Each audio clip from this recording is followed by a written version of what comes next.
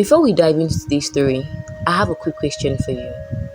I know many of you are tuning in from all over the world, united by a shared love for African mythology and epic storytelling. So let's connect. Drop a comment below and let me know where you're watching from. I'll be in the comments engaging with you all. And hey, a like and a subscription would mean the world to me and this amazing storytelling community you're building. Without further ado, let's dive right into today's legendary tale. Long ago, in the ancient kingdom of Oyo, a royal child was born. His name was Sango, son of Oromiyo, a great warrior and the founding father of the Oyo Empire. Even as a child, Sango was no ordinary boy. He had fire in his eyes, a thunderous voice, and a wild, unquenched spirit. His mother, Toron, a mystical woman with deep knowledge of the spirit world, often noticed strange things, lightning flashing during his cries, wind howling when he was upset. The diviners prophesied that this child would shake the heavens and become one of the most powerful rulers in all the Yoruba land. When Sango came of age, he claimed his right to the throne of Oyo. His reign began with ambition, fire, and unrelenting strength.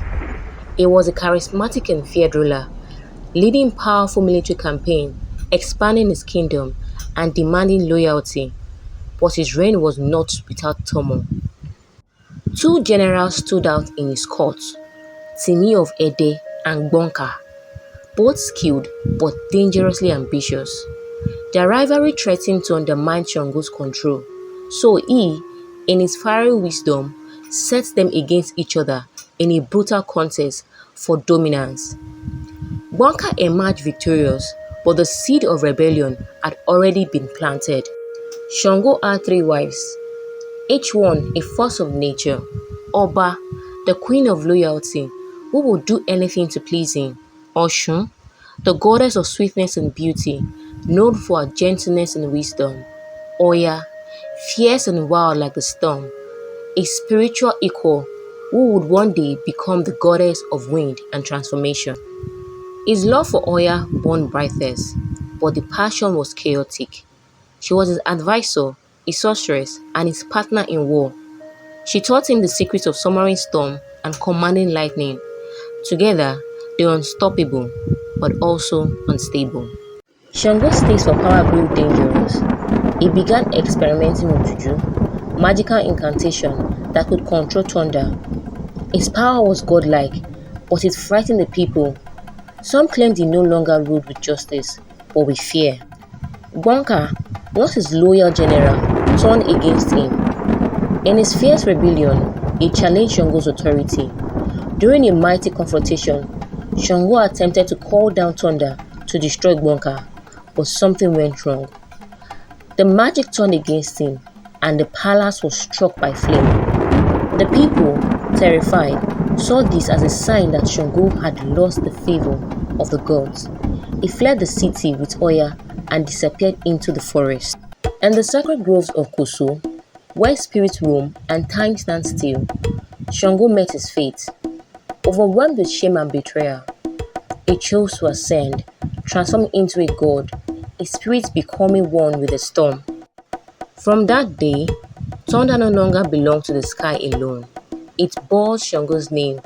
His followers, the Sango worshippers, carried his flame across generations.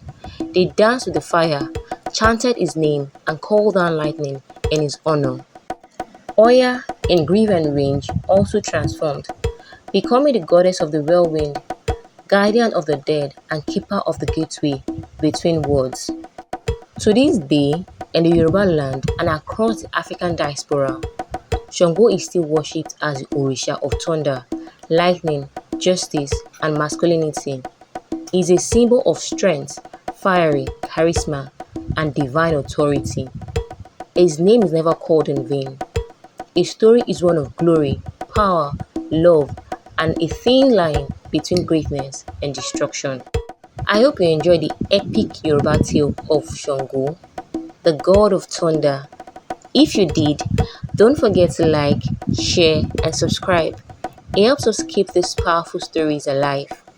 I told you all, it's a back-to-back roller coaster of legendary tales right here with Bibi. See you soon in the next story. Bye for now, guys.